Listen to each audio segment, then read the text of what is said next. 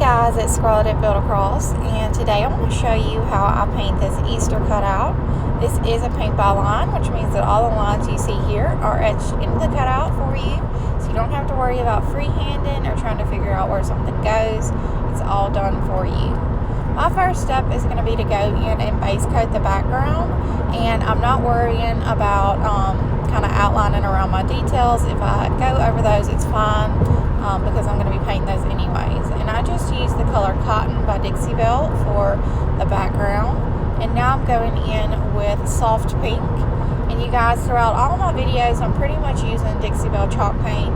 And you can purchase the paint, the brushes, and the cutouts all on buildacross.com. For this bunny here, I am using Dixie Belle Blue. And you guys, for that first part where I base coated, I used a 1.5 inch brush. That is a folk art brush that I buy at Walmart just for base coating. And then everything else I used so far, the number 12 flat that's in the brush pack. It's a great base coating brush. And I like to keep just some water and paper towels nearby so I'm able to continue to use the same brush throughout a project. And I'm using Daisy for my last Easter bunny here.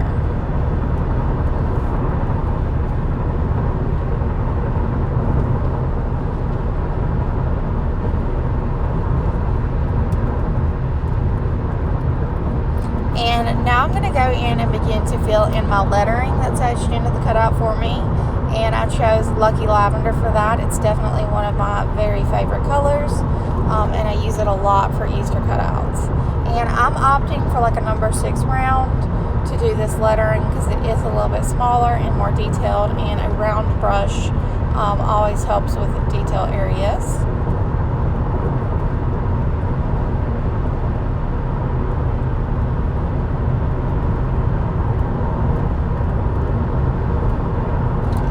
And now I'm going to go in and begin to outline each of my bunnies, and what I'm going to do is outline them with their darker color.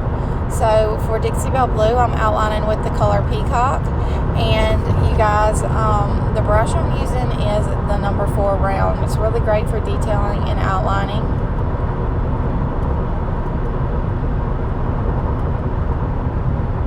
And now I'm using the color Peony to outline my soft pink bunny.